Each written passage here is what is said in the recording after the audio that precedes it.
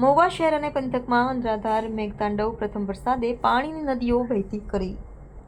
ગત મોડી રાત્રિથી મહુવા શહેર અને ગ્રામ્ય વિસ્તારમાં વરસાદી માહોલ બંધાતા મેઘરાજા મન મૂકીને વરસ્યા હતા, જેથી ખેડૂતોમાં પણ ખુશીનો માહોલ જોવા મળી રહ્યો છે. ગ્રામ્ય વિસ્તારમાં પણ ગત મોડી રાત્રિથી વરસાદની સિઝનની સારી શરૂઆત થતાં કાળઝાળ ગરમીમાંથી લોકોને રાહત મળી હતી. સાથે જ વાતાવરણમાં એકદમ ઠંડક પ્રસરી જોવા પામી હતી. તો બીજી તરફ સતત પડી રહેલા વરસાદના કારણે અનેક વિસ્તારોમાં વરસાદી પાણી ભરાતા નગરજનોને ભારે હાલાકીનો સામનો કરવો પડ્યો હતો. જેમાં મહુવાના વિસ્તારની વાત કરીએ તો ગાંધી પાગ road, college road, Jadra road, Soni Bazar, Janata plot, વાસી તળાવ, હોસ્પિટલ રોડ સહિતના વિસ્તારોમાં ગોઠણ સમાન વરસાદી પાણી ભરાતા વાહન વ્યવહાર પણ ખોરવાયો હતો. સતત મોડી રાતથી ચાલુ રહેલ વરસાદના કારણે મહુવાની માલણ નદીમાં પણ નવા નીરની આવક થઈ જવા પામી હતી.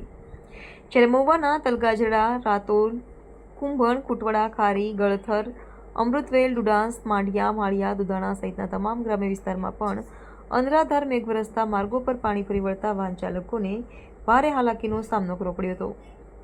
ભારે વરસાદના કારણે મહુવા સાવરકુંડલામાં હાઈવે પર દુધાણા ગામ પાસે બનાવવામાં આવેલ ડાયવર્ઝન ધોવાઈ જતા પાણી ભાદરા ગામમાં ઘૂસી જવા પામ્યું હતું, જેના કારણે લોકોના ઘરવકરીનો સામાન પાણીમાં વહી જતા ભારે નુકસાની ભોગવવાનો વખત આવ્યો છે. અગાઉ પડેલા કમોસમી વરસાદમાં પણ આ ડાયવર્ઝન તૂટી જવા પામ્યું હતું, જેથી સાવરકુંડલા હાઈવેનો વાહન માર્ગ બંધ કરવો પડ્યો હતો.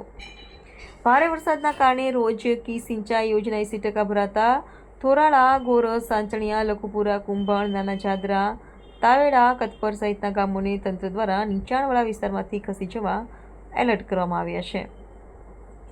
બગદાણાની વગડ નદીમાં પૂર આવતા મોણપર, ખારી સહિતના ગ્રામ્ય વિસ્તારના માર્ગો પણ પાણીથી ભરાતા વાહન વ્યવહાર ખોરવાયો હતો. તો બીજી તરફ કોંજણી ગામથી પસાર થતી રૂપાઓ નદી પણ બે કાંઠે વહેતી થઈ હતી, જેથી ઉમણિયાવદર, કુંજળી રોડમાં પણ વરસાદી પાણી ભરાયા હતા. નવા બનેલા નેશનલ હાઈવેના કારણે સોસાયટી વિસ્તાર સહિત નેશનલ હાઈવે પર આવેલ હનુમંત હોસ્પિટલમાં પણ વરસાદી પાણી ભરાયા.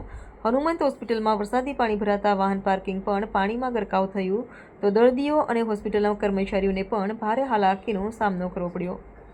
હાલ નેશનલ હાઈવેની બંને બાજુ આવેલ સોસાયટી વિસ્તાર અને ઉદ્યોગોમાં પાણી ભરાવાનું મુખ્ય કારણ નવો બનાવવામાં આવેલ 4 લાઇન માર્ગ છે. આ માર્ગ બનાવવાથી આજુબાજુના વિસ્તારમાં કોઈ પણ જાતનો પાણીનો નિકાલ રહ્યો નથી, જેથી સોસાયટી રહીશોને ભારે હાલાકી વહેંચવી પડી રહી છે.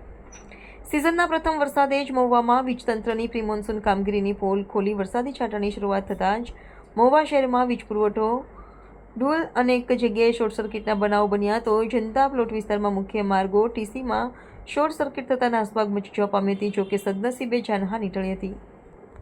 રિપોર્ટર રાહુલ ચાવડા, મહુવા.